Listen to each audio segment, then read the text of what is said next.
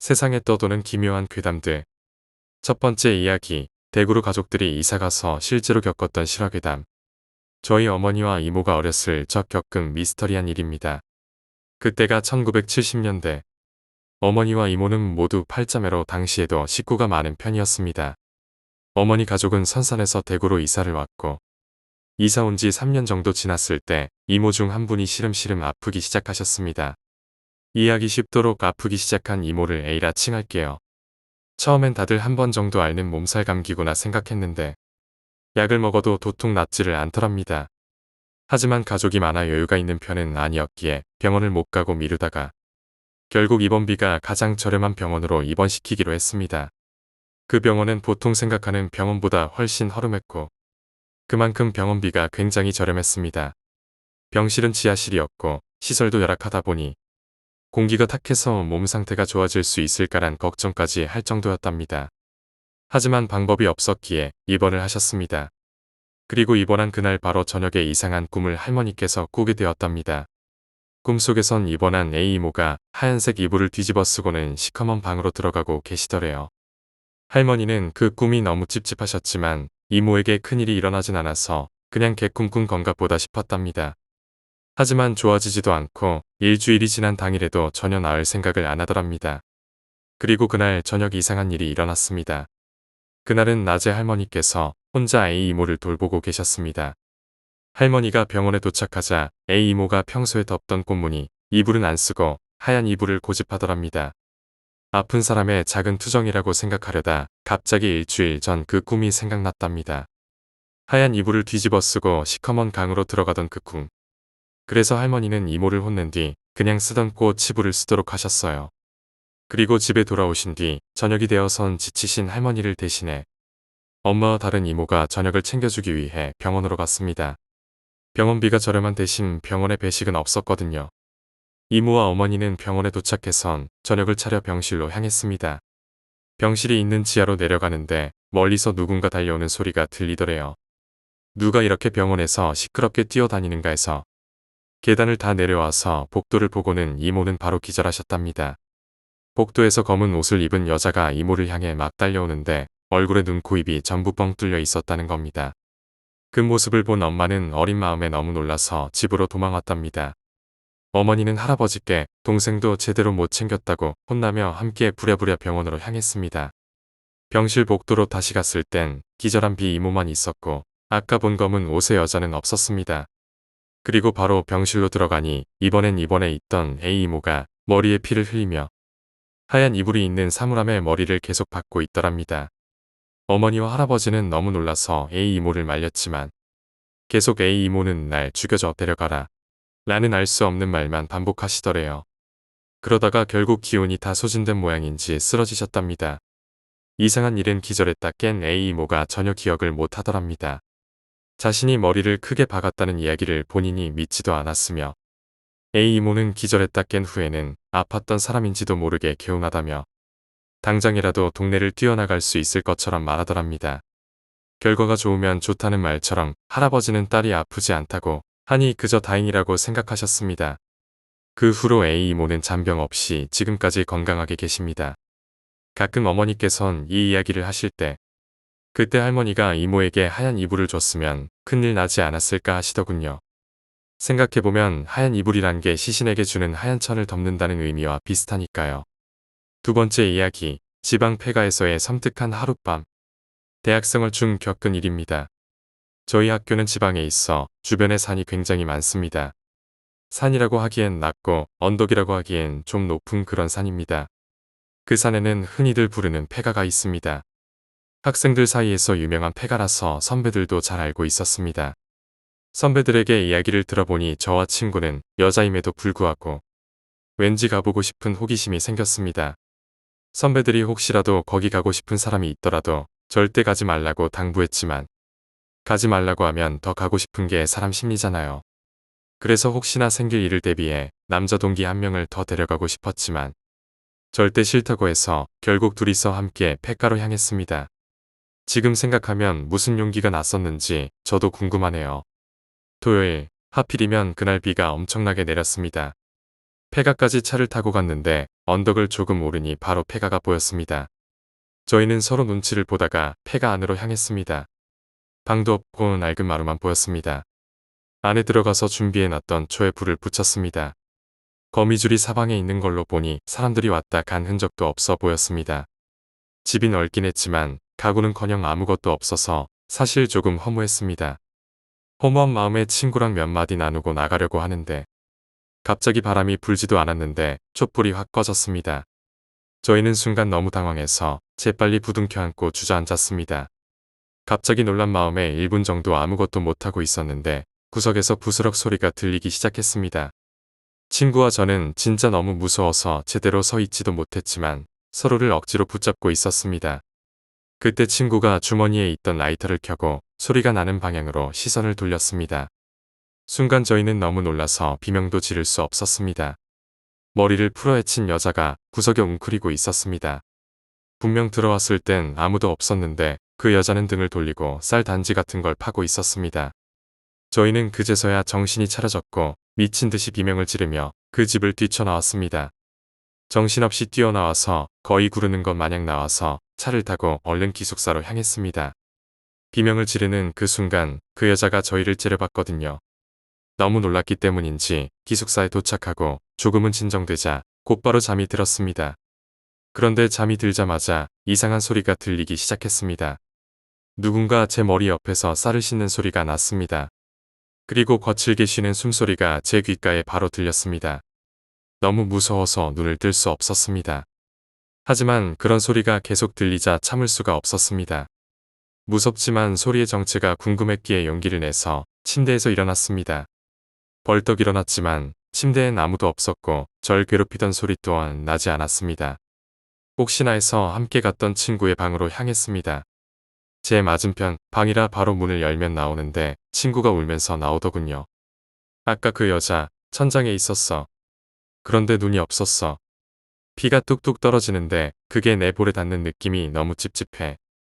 그 여자가 점점 다가오면서 나한테 손을 뻗는데 손톱도 하나도 없고 손도 전부 갈기갈기 찢어져 있어서 살 사이로 뼈도 보이고 너무 무서워. 어떡해. 그 귀신 화난 거 아니야? 우리 진짜 어떡해. 친구의 말을 듣자 아무 말도 할 수 없었습니다. 그저 복도에서 저희는 아무 말도 못하고 서 있었습니다. 그때 저희랑 친하게 지내던 친구가 방에서 나오는데 저희를 보더니 하얗게 질려서는 깜짝 놀라더군요. 그때 저를 혐오스럽게 바라보던 그 친구의 살기 어린 얼굴은 한 번도 본 적 없는 모습이었습니다. 아무 말 하지 마 하면서 갑자기 소리를 치더군요. 저희는 너무 당황해서 가만히 있었습니다. 친구는 저희 둘 손을 잡고 어디로 향했습니다. 너무 당황스러워서 왜 그러냐고 했더니 친구가 고개를 획 돌리며 저희한테 오히려 화를 내더군요. 어디서 그런 걸 달고 온 거야? 저희는 너무 놀라서 아무 말도 못하고 서로를 바라보며 친구가 이끄는 곳으로 향했습니다. 택시를 타고 시내로 나갔고 가는 동안에도 친구가 저희 팔목을 꽉 잡고 놓지 않았습니다. 팔목에 피가 안 통할 정도로 꽉 잡고 있었지만 저희는 무서워서 아무 말도 안 하고 친구가 잡고 있는 대로 멍하니 바라보고 있었습니다. 이윽고 택시가 도착한 곳은 한 무당집이었습니다. 친구가 안으로 들어가니 젊은 여자분이 나오셨어요. 여자분은 저희를 보자마자 아까 친구처럼 살기가 느껴지도록 째려봤고 설명도 없이 무슨 의식 같은 걸 하셨습니다. 너무 정신이 없어서 무슨 일이 있었는지 기억도 잘 안 나네요. 몇 시간 정도 굿이라고 생각되는 그런 의식을 하고 저희에게 쌀을 2움큼 정도 먹이고 손톱과 머리카락을 잘라서 조금씩 태웠습니다. 그리고는 집으로 가라고 하시더군요. 저희는 그대로 기숙사에 돌아왔습니다. 저희를 데려간 친구는 아무 말도 하지 말고 이제 괜찮다며 푹 자라고 했는데 진짜 수면제 먹은 것처럼 그 말을 듣자마자 잠들었습니다. 그리고 다음 날 잠을 푹 잘 수 있었고 아무 일도 없었습니다. 그렇게 시간이 지나서 조심스럽게 물어봤더니 그 친구가 신기가 좀 있는데 그날 복도에 있던 저희를 봤을 때 천장에서 저희 둘을 한 여자가 미친 듯이 저희를 잡으려고 팔을 휘두르고 있더랍니다. 세 번째 이야기, 서울 S고등학교의 미스터리한 남자아이 이야기. 저희 학교는 지은 지 20년가량 되었습니다. 학교 뒤에는 바로 산이 하나 있고 그 옆엔 절이 있으며 앞엔 조금 오래된 동네가 있어서 어쩐지 분위기 자체가 으스스했습니다. 그러다 보니 다른 동네보다 괴담이 굉장히 많았습니다. 게다가 그런 분위기 때문인지 영어 여고괴담에 촬영 제의가 들어오기도 했지만 학교 이미지와 면학 분위기 때문에 거절했다고 하더군요. 그중 유명한 괴담 하나를 소개해 드릴게요. 사람이 갈 수 없는 길을 가는 남자아이라는 괴담입니다. 지금은 졸업한 3학년 선배가 학교 신문에 투고했던 괴담입니다. 저희 학교는 뒤쪽에 수도가가 있고 도서관과 매점으로 이어지는 길이 있습니다. 학교가 바로 산과 접해 있긴 하지만 산과 학교 사이에는 울타리가 쳐져 있고 산으로 가는 길은 등산하러 가는 날이 아니면 철문으로 굳게 닫혀 있었습니다. 한마디로 사람이 왕래할 수 있는 길은 아니었습니다. 그런데 그 선배가 야간 자율학습이 끝난 뒤 학교 뒷길로 집에 가기 위해 수도가 쪽으로 올라갈 때였다고 합니다. 그때 5살 정도 되어 보이는 어린 남자아이가 산에서 내려오더니 울타리를 뚫고 지나서는 그 선배를 힐끗 쳐다보더니 인적이 드문 길로 학교를 향해 사라지더랍니다. 그 선배는 너무 무서워서 그 길로 뒤돌아 다른 길로 집에 가 버렸다고 합니다. 저는 이 이야기를 믿지는 않았지만 친구의 이야기를 듣고서는 있을 수도 있겠다는 생각이 들었죠. 친구가 들려준 이야기에 따르면 그때가 수학 시간이었답니다. 다들 선생님이 칠판에 써주신 판서를 조용히 필기를 하고 있는데 앞문에서 웬 어린 남자아이 하나가 나타나더니 선생님을 지나쳐 조용히 걸어오더랍니다. 그리고 교실 한 바퀴 돈 뒤 뒷문으로 다시 나가더래요. 더 이상했던 건 그 남자아이가 교실을 도는 도중에도 그렇고 자신의 옆을 지나쳤음에도 불구하고 발자국 소리가 전혀 나지 않았다는 겁니다. 그리고 그 남자아이가 갑자기 교실에 나타나서 한 바퀴를 빙 돌았는데도 아무도 눈치채지 못하더라는 겁니다. 나중에 이상하게 여긴 친구가 쉬는 시간에 다른 아이들에게 물어봤지만 무슨 말이야, 아무도 안 들어왔는데 라는 대답뿐이었고 그 이후에도 복도에서 그때 만난 어린 남자아이와 살짝 스쳤는데도 얼른 뒤돌아봤을 땐 아무도 없었다고 합니다. 그리고 그 경험담은 여러 명에게서 들려오기도 합니다. 그런 걸 보면 정말로 있지 않을까 생각해 봅니다. 학교 근처를 떠도는 그 남자아이는 도대체 무슨 사연이 있길래 여고의 주위를 맴돌고 있는 걸까요? 네 번째 이야기, 소름 끼치는 독서실. 난 고3이야. 내가 얼마 전 겪은 진짜 생각하기도 싫은 일이 있었어. 누구나 그렇듯 고3이기 때문에 방학이란 것도 없이 독서실에서 공부를 하고 있었어. 다른 학교들이 개학을 해서인지 독서실에는 사람이 하나도 없더라.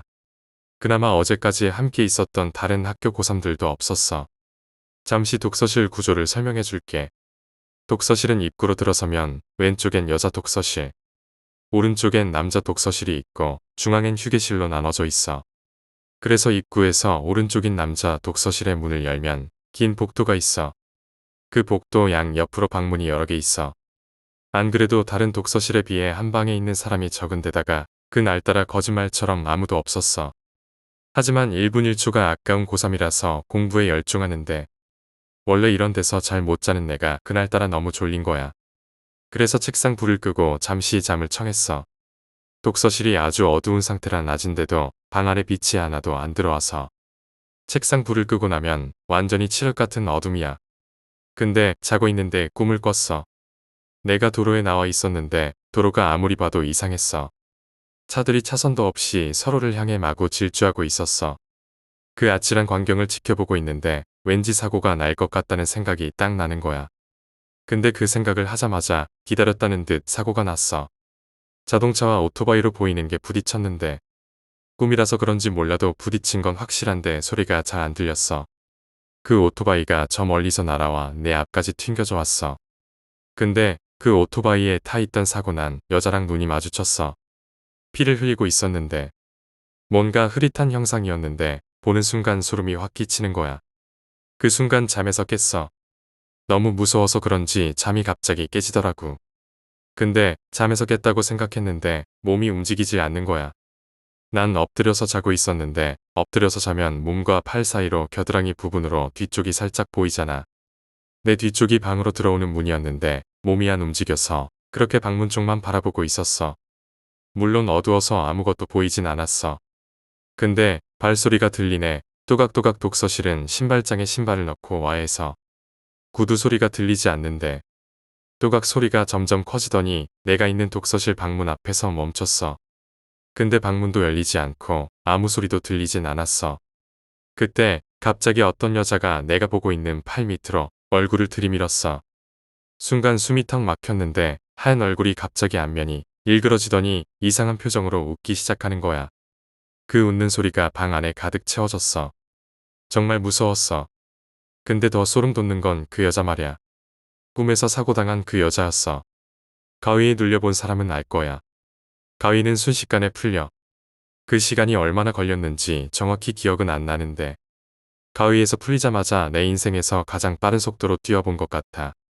그 일이 있고 나서부터는 집에서만 공부를 하고 있어.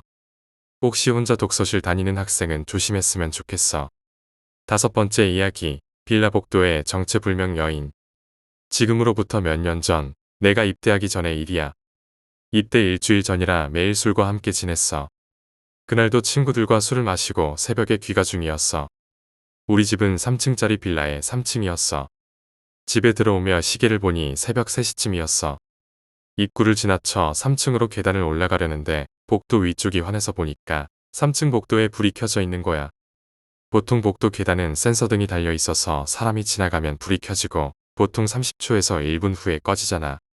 그러니까 이 새벽에 누가 올라간 지 1분 정도밖에 안 됐다는 건데 덕분에 나는 살짝 긴장하며 올라갔어. 3층에 도착해서 깜짝 놀랐어. 생전 처음 보는 내 또래 여자애가 복도에 서 있는 거야. 뭐 가능한 일이니까. 물론 엄청 놀랐지만 태어난 척 집으로 들어갔어. 그렇게 집에 들어와서 자려는데 이상하게 잠이 안 와서 거실에서 게임을 했어. 4, 5시쯤 됐을 때 계단에서 아래로 내려가는 발자국 소리가 나는 거야. 우리 집이 연식이 좀 된 건물이라 현관 쪽 방음이 전혀 안 돼서 밖에 누군가 걸어다니면 소리가 다 들렸거든. 나는 게임에 정신 팔려서 아까 일은 잊었고 그냥 누가 내려가나 보다 했어.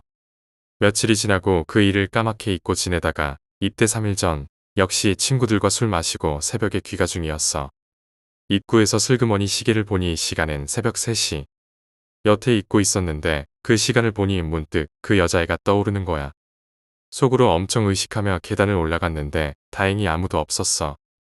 집에 들어가서 혼자 거실에서 게임하고 있는데 한 30분쯤 지났을 때 저벅저벅 발자국 소리가 들리더니 우리 집 바로 앞에서 소리가 멈추는 거야. 나는 원래 한 곳에 집중하면 다른 소리를 잘 못 듣는데 이상하게 그날따라 발자국 소리가 신경이 쓰였어.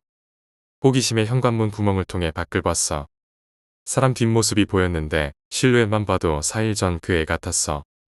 무슨 일인지 모르겠는데 앞집을 바라보며 서 있는 거야.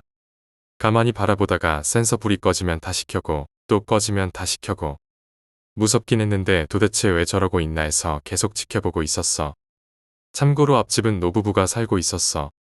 그 집은 딸만 셋인데 전부 시집가고 노부부뿐이었어. 내가 그 누나들을 다 아는데 그 여자애는 처음 보는 애였어. 참 이상한 사람이네 하며 계속 지켜보다가 시간 가는 줄 모르고 있었는데 이내 계단을 걸어서 내려가더라고. 2번이나 이런 일이 있었으니 다음 날 친구들에게 이야기했더니 친구들은 너 좋아해서 찾아온 거 아냐? 숨겨진 딸 아냐? 같은 쓸데없는 말만 하다가 한 친구가 그러지 말고 걔가 또 나타나면 내려갈 때 한 번 쫓아가 보라고 하더라고. 그런 이야기를 하다가 그날은 좀 일찍 집에 들어갔어. 근데 이제 입대 이틀 전이니 잠이 올 리가 없잖아. 그래서 또 게임도 하고 인터넷도 좀 하면서 새벽까지 잠도 안 자고 있었는데 혹시나 해서 시간을 보니 새벽 3시였어. 이제 무섭다기보단 묘하게 긴장이 되더라. 그렇게 콩닥거리는 가슴을 쓸어안고 다시 구멍으로 밖을 봤어. 밖엔 또 그 여자애가 있었어. 저번과 같은 행동을 하고 있는 거야. 센서 불이 켜지면 앞집을 바라보고 있다가 센서 불이 꺼지면 다시 켜고 꺼지면 다시 켜고. 그렇게 한참을 바라보고 있다가 낮에 친구가 한 이야기가 생각났어. 내려갈 때 따라가 보라던. 솔직히 무서웠지만 궁금하기도 해서 조용히 신발장에서 신발을 꺼내 신고 다시 밖을 확인했는데 여전히 뒷모습이 보였어. 이내 불이 꺼지고 다시 불이 켜지는데 그 애가 돌아서서 나를 보면서 웃고 있는 거야. 나중에 듣기론 그때 내 비명소리 때문에 우리 빌라 사람 전부가 다 일어났다는 말이 있어. 근데 정말 이상한 건 얼굴을 정면으로 봤는데도 얼굴이라는 형상만 기억나고 어떻게 생겼었는지 아무런 기억이 안 나. 하여튼 난 세상에 태어나서 제일 크게 소리 질러 본 것 같아. 내가 지른 비명소리에 부모님도 다 깨서 달려 나왔는데 내일 모레면 군대 갈 아들이 현관에서 소리 지르고 쓰러져 있으니 부모님도 엄청 놀랐어. 내가 아무 말도 못하고 손가락으로 현관문만 가리키고 있으니 아버지가 밖에 나가봤거든. 밖엔 아무도 없었대. 과연 그 여자아이는 누구였을까? 여섯 번째 이야기. 한밤중에 터널 속에서 들려온 목소리. 어렸을 적 내가 살던 동네에는 사람이 다니지 않는 터널이 하나 있었다. 어느 날 친구들과 함께 네 명이서 그곳을 탐방해보기로 했다. 그런데 만나기로 한 장소에 모여보니 손전등을 챙긴 사람이 아무도 없었다. 그땐 휴대폰도 없던 때라 그냥 돌아가야 할지 고민했지만 왠지 오기가 생겨서 아무도 돌아가지 않았다. 그래서 우린 계획대로 터널로 향했다. 하지만 그 오기도 잠시였다. 막상 도착해서 보니 터널 안은 생각했던 것보다 더 어두웠고 빛 하나 없이 그냥 들어간다는 게 너무 무서웠다. 하지만 공포감을 호기심과 자존심이 이겨냈고 발걸음을 옮겼다. 그런데 결국 한 친구는 들어가지 않겠다고 했다. 설득을 했지만 죽어도 들어가지 않겠다는 바람에 결국 쌤만 들어가고 하나는 남았다. 그렇게 되니 나머지 우리 세 명도 조금은 겁이 났다. 하지만 다들 자존심이 세서 겁 안 나는 척하며 터널 안으로 걷기 시작했다. 조금 걸어 들어가니 입구로부터 멀어져서인지 빛이 완전히 사라졌다. 정말 입구도 출구도 심지어 벽도 잘 보이지 않을 정도였다. 그런 와중에 갑자기 이상한 소리가 들려왔다. 누군가 쿵쾅거리며 크게 울리는 발소리가 났다. 다들 긴장한 얼굴로 소리가 들리는 쪽을 쳐다봤지만 아무것도 보이지 않았다. 하지만 소리는 계속해서 울려 퍼졌고 다가오는 듯한 그 발소리는 점점 더 커지기 시작했다. 나는 나도 모르게 눈을 질끈 감았다. 몇 초 지나서 조심조심 눈을 떠보니 밖에서 기다리고 있다던 친구 녀석이었다. 우리는 모두 다시 긴장이 조금 풀렸다. 뭐야? 놀랐잖아. 죽어도 안 들어온다더니. 밖에 혼자 있는 게 더 무서워서 미안. 밖에서 터널 안으로 들어가는 걸 보니 점점 사라지는 우리를 보고 밖에 혼자 있는 게 더 무서워서 혼자 있을 수 없었다고 했다. 우리는 다시 함께 터널을 걷기 시작했다. 한참을 긴 터널을 계속 걸어갔지만 특별한 일은 일어나지 않았다. 속으로는 다행이다 싶으면서도 아무 일도 일어나지 않아 조금은 허무했다. 입구를 향해 얼마나 걸었을까? 아직 빛도 보이지 않을 정도로 입구에선 조금 멀리 떨어진 위치였는데 갑자기 뒤에서 여자 목소리가 조금씩 들리기 시작했다. 그 목소리는 우리 네 명이 아니란 걸 확실했다. 도와줘. 상당히 가까워졌다. 우리는 그 목소리에 너무 놀라서 전속력으로 바깥으로 달렸다. 그러자 점점 목소리가 멀어져 갔다. 그래도 왠지 멈추면 안 될 것 같아서 끝까지 미친 듯이 달렸다. 빛이 보이기 시작했을 땐 정말 너무나 반가웠다. 하지만 터널 밖에 나갔을 땐 한기가 다시 전신에 퍼졌다. 처음에 터널로 들어가지 않고 밖에 남아있던 친구가 아까 그 자리에서 우리를 쳐다보고 있었다. 순간 모두 주위를 빠르게 둘러보았고 우리는 세 명뿐이라는 걸 알게 되었다. 일곱 번째 이야기. 자취방 괴담. 저는 7년 전에 전역하고 대학에 바로 복학해서 근처 원룸촌에서 자취를 시작했습니다. 제 방은 1층이었는데 유일하게 뚫려있는 창문은 턱이 매우 낮고 사람들이 지나다니는 골목이 정말 적나라하게 보이는 곳이었습니다. 그날은 함께 복학한 동기 형과 늦게까지 토론 중이었어요. 서로의 군대 이야기를 하며 누가 더 힘들었는지 이야기하고 있었습니다. 한참 그렇게 시간 가는 줄도 모르고 있었습니다. 낯선 소리가 들렸습니다. 웃음소리인지 무슨 소리인지 모를 정도로 이상한 소리였습니다. 형과 저는 움직임을 멈추고 고개를 천천히 돌려 창문 쪽을 바라봤습니다. 어떤 여자가 창문 밖에서 저희를 보고 있더군요. 우리가 고개를 돌리는 찰나 여자는 숨었습니다.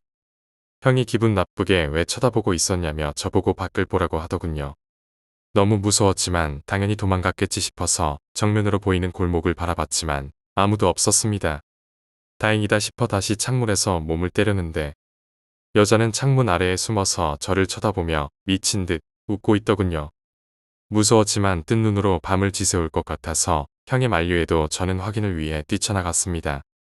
그랬더니 한 1m 정도 떨어진 골목길에 아까 그 여자가 등을 돌린 채 서 있는 게 보였습니다. 아무리 봐도 이상한 사람이다 싶어서 일정 거리를 두고 말을 걸었어요. 대답은 하지 않았지만 정상이 아닌 것 같다는 생각에 느낌이 이상해져서 다음부턴 그러지 마세요. 라고 말하고 등을 돌려 자취방으로 돌아가려는데 아저씨, 지금 몇 시예요? 라고 묻더군요. 근데 그 목소리가 너무나도 섬뜩했습니다. 목소리가 차갑다는 느낌을 그때 처음 느껴봤어요. 그리고 다시 뒤돌았을 땐 여자가 쳐다보고 있을 것 같아서 뒤도 못 돌아보고 거기다가 뛰어가자니 따라올 것만 같아서 황급히 걸음을 재촉하는데 걸으면 걸을수록 여자의 걸음소리와 웃음소리는 점점 더 선명해졌습니다.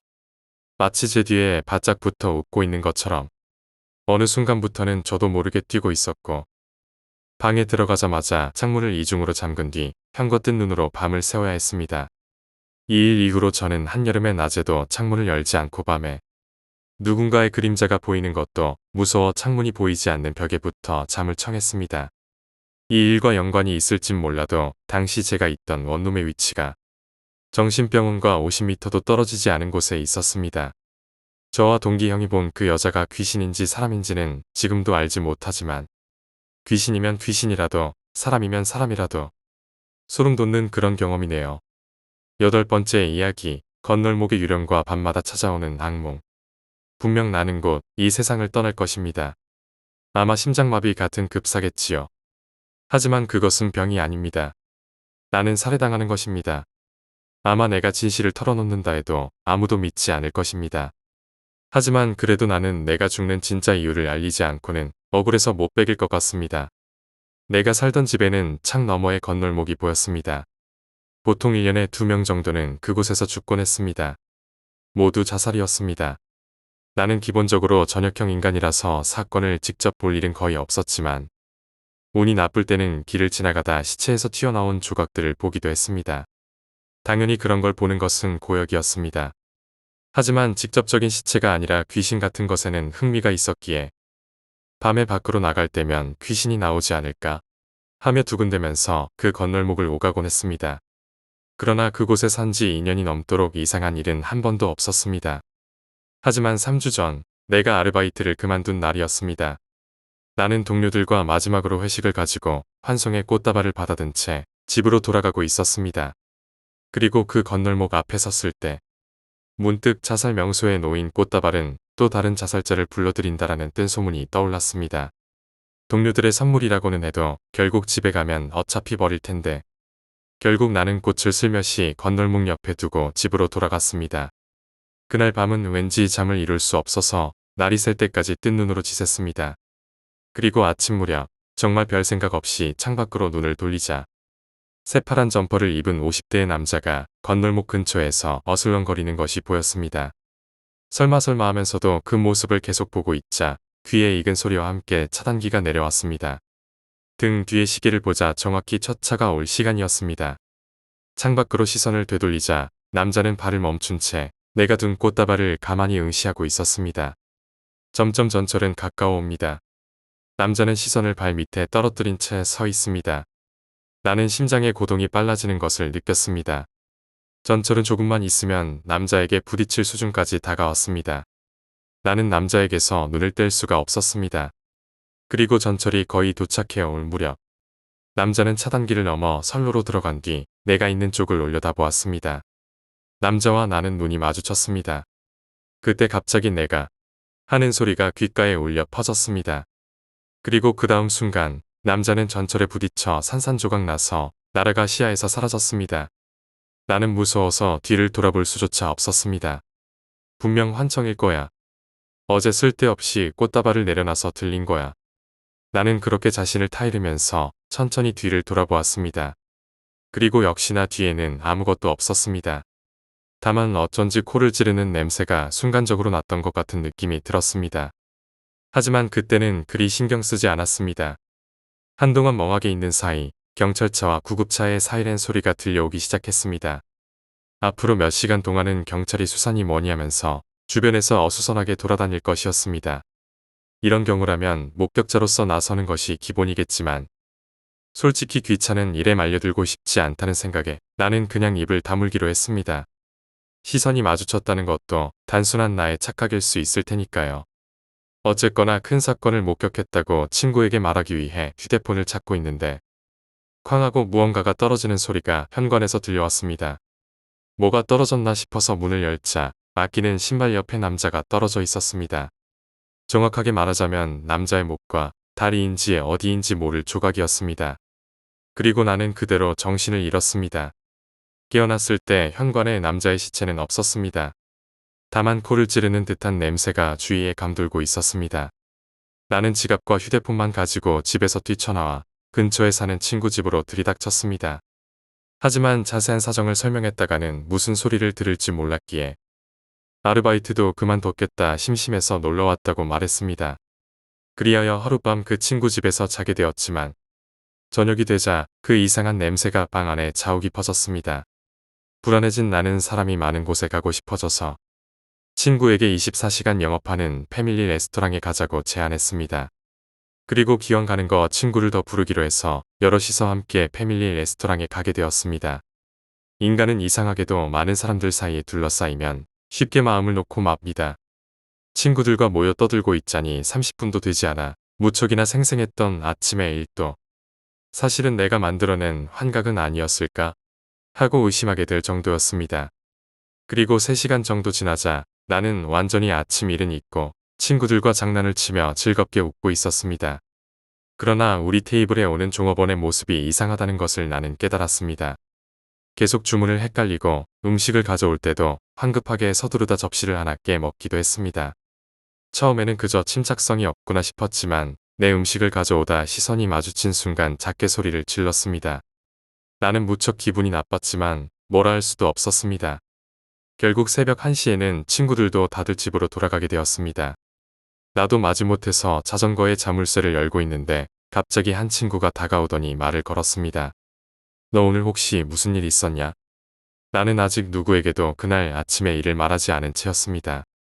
그 질문을 듣자 불안해진 나는 반대로 친구에게 왜 그런 것을 묻냐고 따졌습니다. 그러자 친구는 내 발밑에 무언가가 얽혀서 붙어 다니는 게 보인단 말이야. 그게 왜 있는 건지 뭔지는 모르겠지만 무척 기분 나쁜 느낌이 들어. 그래서 물어본 거야. 그 친구는 평소 귀신이나 영능력 따위에는 전혀 관심이 없는 친구였습니다. 그래서 나는 깜짝 놀랐지만 오히려 그래서 더 믿을 만하다고 생각해서 우선 사정을 설명했습니다. 이야기를 다 들은 친구는 우선 우리 집에 가자 라고 말했습니다. 딱히 어찌할 것도 없었던 나는 친구를 따라가기로 했습니다. 그리고 그 집에 가던 도중 들은 이야기에 따르면 친구네 집은 가족 모두가 영감이 강하다는 것이었습니다. 그중 여동생은 특히 능력이 대단해서 길거리를 지나가다 무당이 스카우트를 할 정도였다고 합니다. 아직 실제로 무슨 일이 일어나지도 않은 데다 그 일 자체를 심각하게 생각하지 않았던 나는 그렇게 대단한 일인가 싶었지만 기왕 이렇게 된 거 씻김이라도 받는 게 낫겠다 싶어 친구의 여동생을 만나보기로 했습니다. 하지만 친구의 집에 도착하자 친구의 아버지가 현관에 서 있었습니다. 미안하지만 돌아가주게. 나는 당황해서 친구에게 이유를 물었지만 친구도 곤혹스러운 표정을 하고 있을 뿐이었습니다. 적어도 무슨 일이 있었는지는 들어주세요. 친구가 부탁했지만 친구의 아버지는 안 된다, 돌려보내라고 차갑게 대답했습니다. 결국 나는 어쩔 수 없이 혼자 돌아가게 되었습니다. 집에 오라고 해놓고 현관에도 못 들어간 채 쫓겨난 나는 무척 화가 나 있었습니다. 그래서 집에 돌아가자마자 친구에게 전화를 걸었지만 좀처럼 받지를 않았습니다. 1분 정도 기다린 끝에 간신히 전화를 받은 친구는 그저 사과만 할 뿐 아무것도 이야기해주지 않았습니다. 하지만 끈질기게 물었더니 친구는 아버지에게 절대 가르쳐주지 말아라라는 이야기를 들었다는 것이었습니다. 그러나 오히려 그 이야기를 듣자 더 신경이 쓰이기 시작했습니다. 하지만 더 이상 할 수 있는 것도 없었기에 그냥 나는 잠이나 자기로 했습니다. 그날은 화가 났던 탓인지 지쳤기 때문인지 두려움 없이 잠에 빠질 수 있었습니다. 그리고 나는 꿈을 꾸었습니다. 꿈속에는 코를 찌르는 그 냄새가 감돌고 있었습니다. 멀리 건널목이 있고 기차 소리가 들려옵니다. 나는 기차가 다가오는 것을 바라보고 있을 뿐 전혀 움직일 수 없었습니다. 다음 날에도 나는 같은 꿈을 꾸었습니다. 모든 것이 완전히 똑같았습니다. 다만 전날보다 약간 건널목에 가까워져 있었습니다. 매일 같은 꿈을 꿉니다. 점점 건널목에 가까워만 갑니다. 그리고 며칠 뒤 친구를 만난 나는 억지로 이야기를 들었습니다. 친구의 말은 충격적이었습니다. 나와 자살한 남자는 한 몸이 되어 있다는 것입니다. 남자는 죽기 직전 나와 시선이 마주쳤을 때 이유는 알 수 없지만 그 꽃다발을 내려놓은 것이 나라는 것을 직감적으로 알아차렸다고 합니다. 그리고 그것이 의도적이라는 것을 알고 나에게 대한 격렬한 증오를 느꼈다는 것입니다. 동시에 눈이 마주쳤을 때 느낀 나의 죄책감이 그 남자의 감정과 반응했던 것입니다. 그래서 그 남자의 영혼은 나에게 씌었다기보다는 섞여들고 말았고 이제는 떼어놓으려는 시도도 어중간해서는 오히려 삼켜지고 만다는 것이었습니다. 결국 나는 진실을 알 수 있었지만 오늘 밤도 뜬 눈으로 지새고 있습니다. 시작은 누구나 가지고 있는 작은 호기심이었습니다.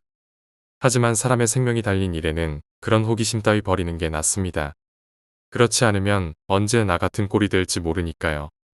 9번째 이야기, 거울.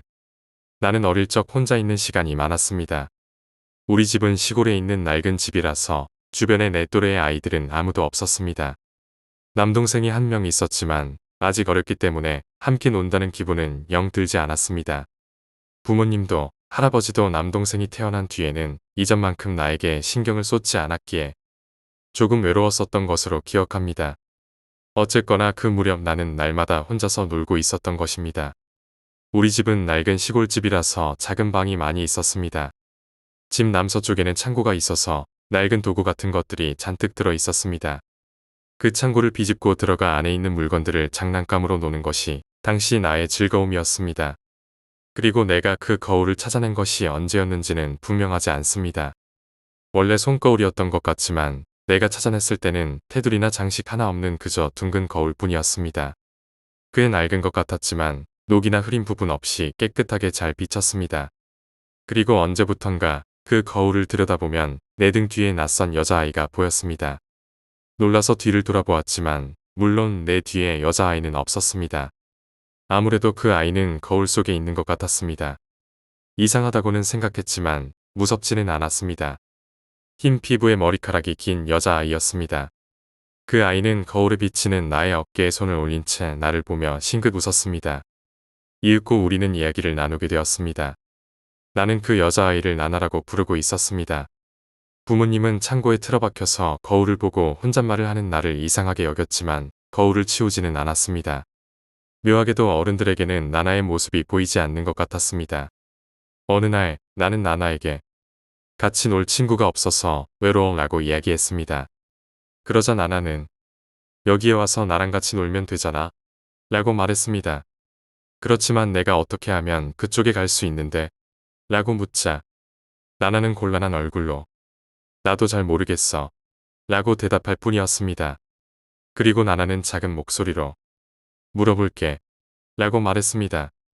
나는 누구에게 물어본다는 것인지 알고 싶었지만 어째서인지 물어서는 안 된다는 생각이 들어 입을 다물었습니다. 그리고 며칠인가 지난 어느 날 나나가 기쁜 듯이 말했습니다. 이리로 올 수 있는 방법을 알아냈어. 나랑 같이 여기서 놀자. 나는 기뻤지만 부모님이 언제나 밖에 나갈 때는 할아버지나 엄마한테 꼭 말해야 한다 라고 하셨기 때문에 엄마한테 말하고 올게 라고 대답했습니다. 그러자 나나는 또 곤란한 듯한 표정을 지었습니다. 이 이야기는 다른 사람한테는 절대로 이야기해서는 안 돼. 이야기하면 큰일 나. 더는 만날 수 없을지도 몰라. 나는 나나와 헤어지고 싶지 않았지만 부모님의 말씀을 어기는 것도 무서웠기에 그저 아무 말 없이 서 있기만 했습니다. 그러자 나나는 그럼 내일은 여기서 놀 거지? 라고 물었습니다. 약속이야. 나나는 미소 지으며 새끼손가락을 내밀었습니다. 나는 그 손가락에 맞추듯 새끼손가락 끝으로 거울을 만졌습니다. 아주 조금 마음속이 따뜻해진 기분이었습니다. 그날 밤은 좀처럼 잠을 이룰 수가 없었습니다.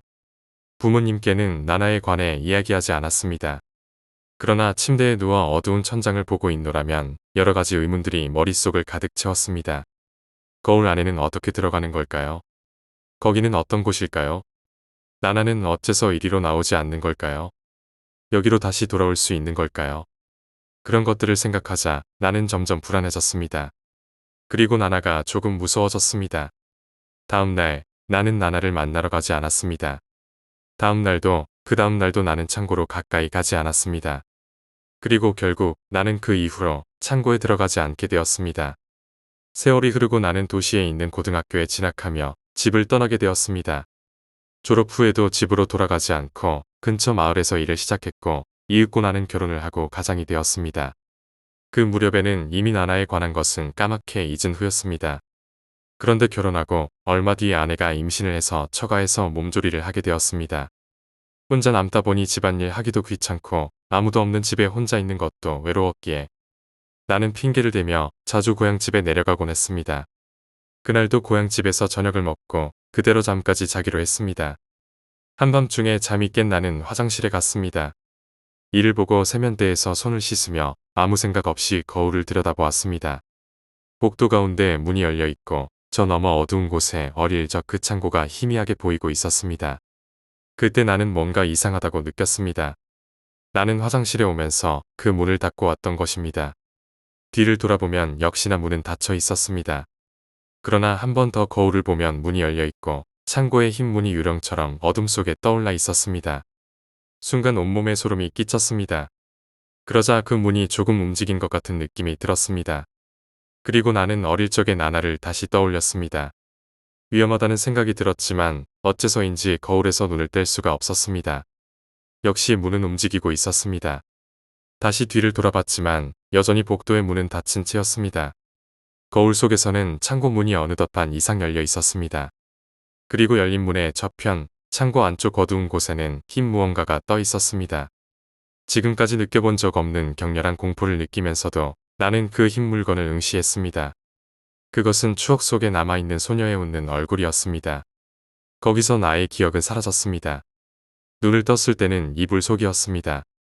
기분 나쁜 꿈을 꾸었다고 생각한 나는 고향집에 있는 것이 왠지 모르게 기분 나빠져서 휴일이었지만 바로 집에 돌아가기로 했습니다. 내가 사는 아파트에는 지하 주차장이 있습니다. 낮에도 어슴푸레한 그곳에 차를 대고 나는 내리기 전 마지막으로 백미러를 보았습니다. 백미러에 비치는 내 얼굴 뒤에는 나나의 얼굴이 있었습니다. 놀라서 뒤를 돌아보았지만 뒷좌석에는 아무도 없었습니다. 하지만 백미러에 다시 눈을 돌리자 나나는 거기 있었습니다. 거울 속에서 가만히 나를 보고 있었습니다. 흰 피부에 긴 머리카락을 양쪽으로 나눠 묶은 나나는 옛날과 완전히 변함없는 모습이었습니다. 무서웠지만 시선을 피할 수도 없었고 떨면서 그 얼굴을 계속 보고 있자 이윽고 나나는 싱긋 웃었습니다. 나나는 변함없이 미소를 지으며 말했습니다. 어째서 그날 안 왔어? 나 계속 기다리고 있었어.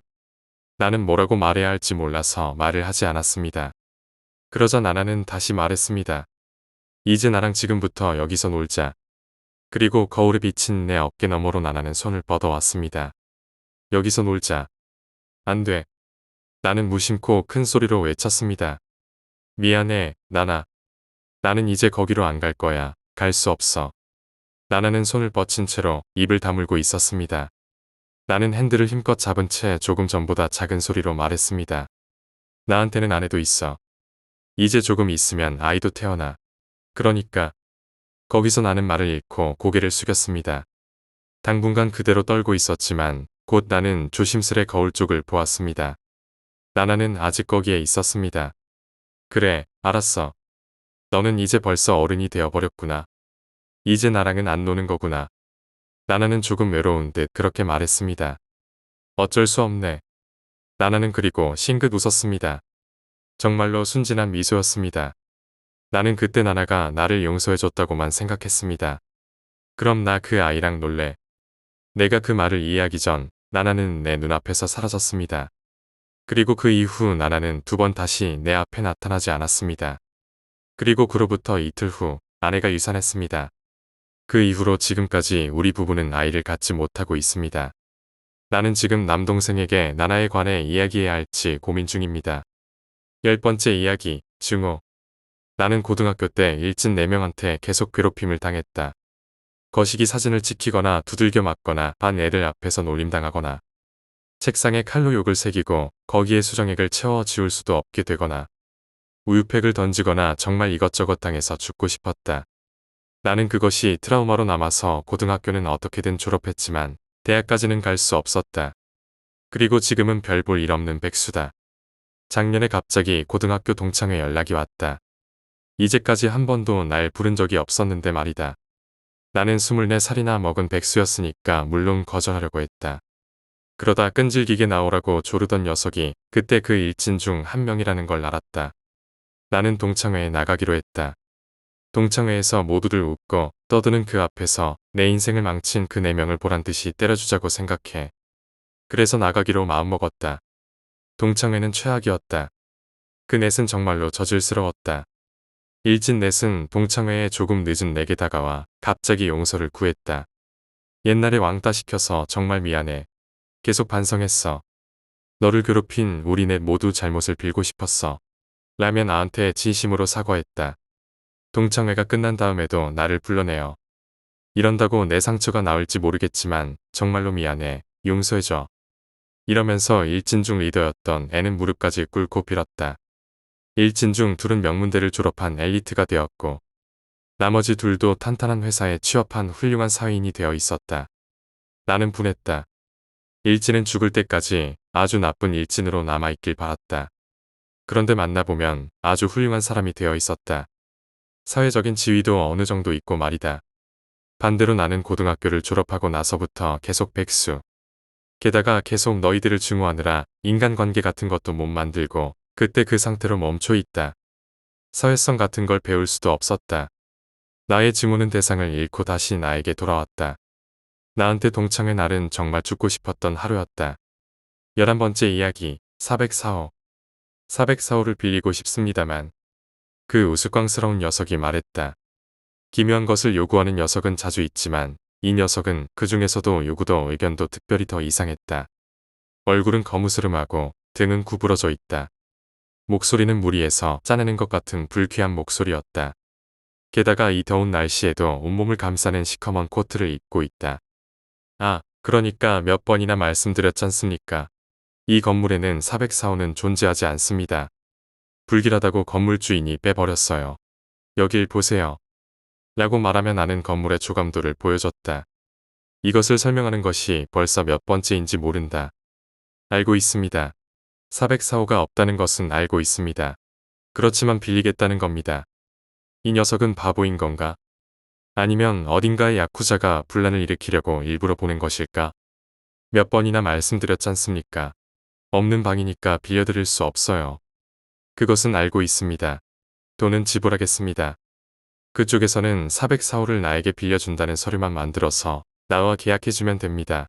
방은 없어도 괜찮으니까요. 이 녀석은 미치광이다. 틀림없다. 나는 우라통이 터져서 언성을 높여버렸다. 이봐, 당신 적당히 하지 않으면 경찰을 부를 거야. 장난이라면 어서 돌아가. 시끄러운 것을 알아차린 소장이 사무실에서 느릿느릿 걸어 나온다. 공연히 화를 내고 있던 나는 소장에게 지금까지의 경위를 짓걸리듯 이야기했다. 나에게서 모든 경위를 들은 소장은 손님, 조금 더 자세한 이야기를 들려주실 수 있겠습니까?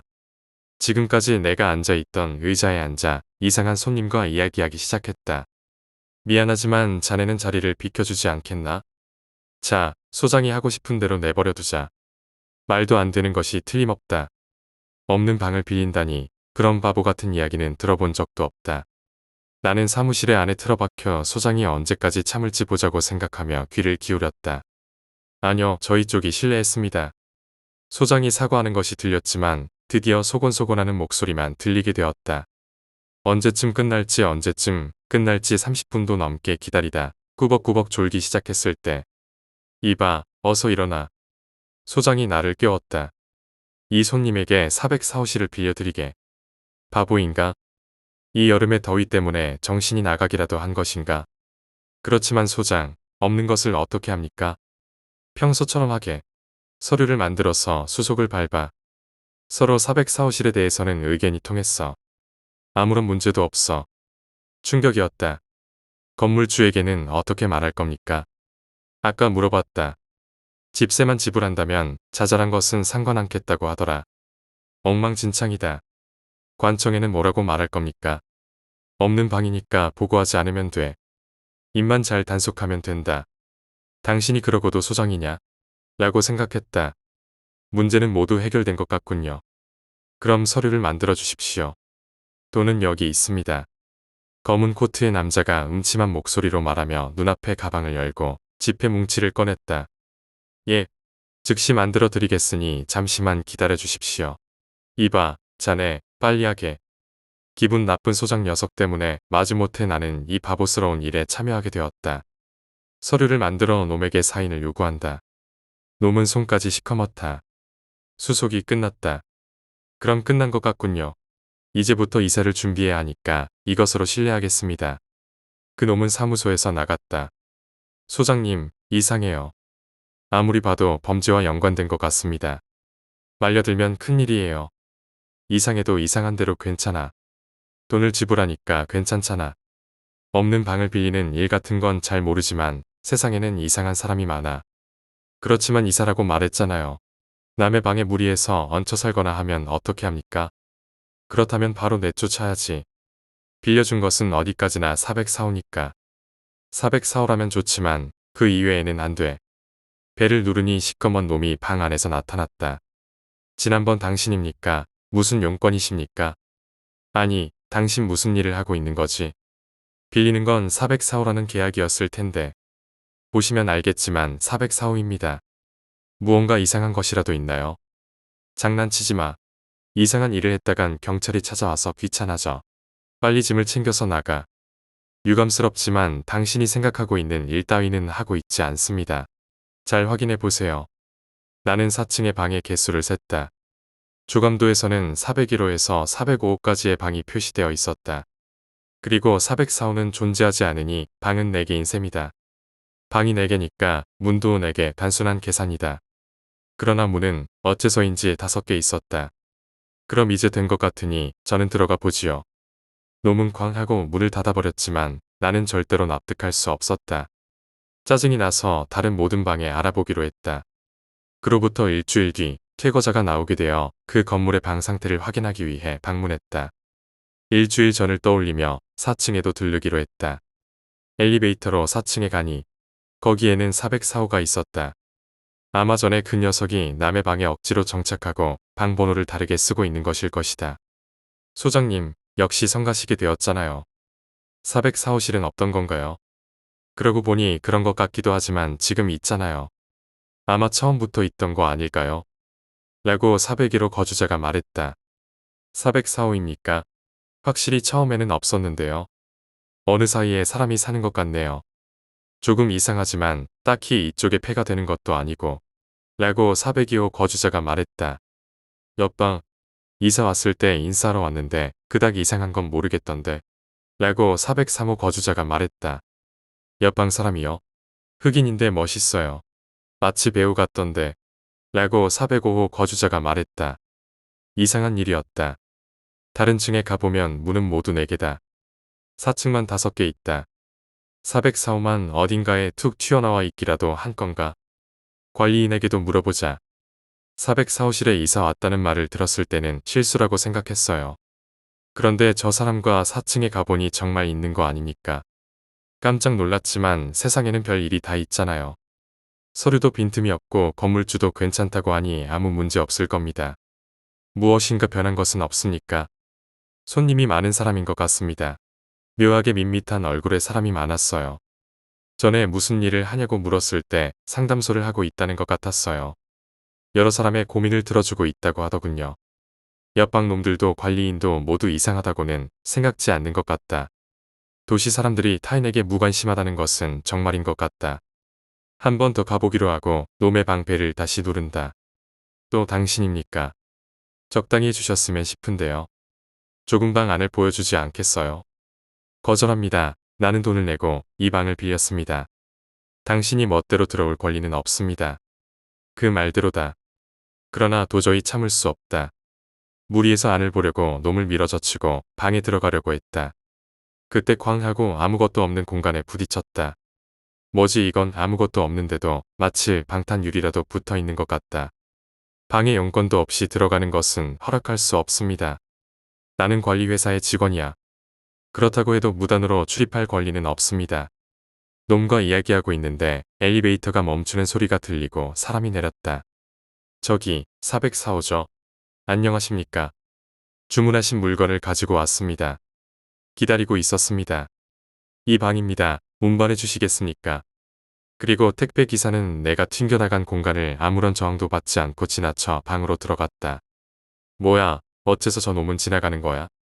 저 사람은 짐을 운반하는 게 일이니까요. 방에 들어가는 것은 당연하지요. 말이 통하지 않는다. 어떻게든 나도 들어갈 방법을 생각해봤지만 아무리 봐도 방법이 없다.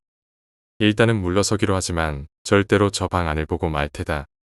어떤 마술인지는 몰라도 트릭은 분명히 있을 것이다. 그 계략을 파헤치자. 그 이후로 일이 영 손에 잡히지 않는다. 어떻게든 놈을 당황시키려고 여러 가지 수를 생각해봤지만 무슨 일이 있어도 좋은 수가 떠오르지 않는다. 너 요즘 붕 떠서 이상한 것 같은데. 소장이 말을 걸었다. 사실은 하고 지금까지의 일을 말해주었다. 너 그런 짓은 안 된다. 손님의 프라이버시에 깊이 파고드는 짓은 좋지 않아. 그렇지만 놈은 살고 있어요. 404호에. 확실히 이상하지. 그렇지만 집세는 확실히 지불하고 있다. 관리회사로서 그 이상 무엇을 기대하는 거야? 묘하다고는 생각하지 않습니까? 생각하지 않는다. 왜지요? 돈은 지불하고 있으니까. 말이 영통하지 않는다. 손님에게 폐를 끼치거나 하는 일이 있다면 너에게도 결코 좋은 일이 있지는 않을 거야. 시시한 것에 신경 쓰지 말고 똑바로 일해. 시시해. 시시한 것인가? 소장도 관리인도 다른 거주자들도 이상하다. 그리고 결국 나의 의문도 풀릴 날이 왔다. 한 달이 지나고 전에 그 404호실 퇴거한다고 한다. 가서 확인 수속하고 와. 됐다. 드디어 볼 기회가 생겼다. 이것은 트러블이 생기지 않을 훌륭한 기회다.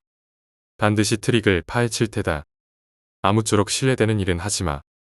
404호의 벨을 누른다. 나갑니다. 문이 열리자마자 발을 내디딘다. 좋았어. 이번에는 튕겨나가지 않고 그대로 방에 들어왔다. 이렇게 쉽게 들어오다니 조금 맥이 빠진다. 빨리 확인을 맞춰주시지 않겠습니까? 흑인 녀석이 뭐라고 말해대지만 내가 알바 아니었다. 나는 드디어 들어온 방 안을 차분히 둘러봤다. 무엇인가 이상한 것은 없을지, 어딘가 묘한 곳은 없는지 필사적으로 찾았다. 하지만 약 1시간 동안 찾았지만 어디에도 이상한 곳은 없다. 지극히 보통인 방이다. 나는 완전히 난감해졌다. 도대체 어떻게 한 건지 정말로 알고 싶어. 가르쳐주지 않겠나? 무슨 이야기지요? 이 방 말이야. 어떻게 방이 새롭게 생겨난 거지? 나는 아무것도 하지 않았습니다. 계약이기 때문에 방이 생겨난 거지요. 계약 종료와 동시에 방은 사라집니다. 이미 확인은 끝났겠지요. 나는 이제 돌아갈 겁니다. 당신은 어쩔 겁니까? 시치미 떼지 마, 이 자식. 뭐가 계약이라는 거야. 비밀을 말하기 싫어서 그러는 거겠지. 분명 무슨 비밀 도구라도 장착한 것일 것이다. 절대로 찾아낸다. 확인은 끝났어. 깨끗하네. 라고 내가 말하자. 같이 돌아가시지 않겠습니까? 난 이런 기분 나쁜 놈과 함께 걷는 것 따위 싫다. 그리고 놈은 방을 나갔다. 그로부터 놈이 돌아간 후에도 나는 계속해서 방 안을 살펴지만 아무것도 없었다. 정신을 차리니 밖도 어둑어둑해져서 아무래도 벌써 저녁인 것 같다. 일단 돌아갈까? 나는 문을 열고 돌아가기로 했다. 그렇지만 문이 열리지 않는다. 잠금 장치를 아무리 돌려도 안 된다. 나쁜 예감이 든다. 창문을 열려고 했지만 이것도 열리지 않는다. 베란다로도 나갈 수 없다. 문득 시계를 본다. 오후 3시. 그런데도 불구하고 계속 밖은 어두워져 간다. 밖에서 걷는 소리가 난다. 4층의 다른 거주자가 복도를 걷고 있는 것 같다. 문을 두들겨 저기요. 문 좀 열어주세요. 라고 외쳤다. 그 사람은 전혀 알아차리지 못한 듯 지나쳐갔다. 도대체 왜 밖이 어둑어둑한 것일까? 지금은 아직 3시인데 왜 어두워진 것일까? 밖을 보면 그동안 보아온 광경과는 전혀 다르다. 여태까지는 그저 보통의 평범한 거리였다. 그런데 지금은 아무것도 보이지 않는다. 어두운 공간만이 보일 뿐이다. 그로부터 벌써 반년이 지났다. 놈의 말이 생각난다. 계약 종료와 동시에 방은 사라진다. 어쩌면 방은 사라지고 싶지 않은 게 아닐까? 계약 종료라는 것은 내가 방의 상태를 확인하고 이 방을 나가는 것이다. 즉, 내가 이 안에 있는 한 이 방은 존재할 수 있다. 방은 나를 죽게 하고 싶지 않은 것 같다. 냉장고 안에는 언제나 먹을 것이 가득하다. 어째서인지 물도 나오고 전기도 통한다. 여기에서 나가고 싶다. 나는 평생 이렇게 살아야 하는 걸까?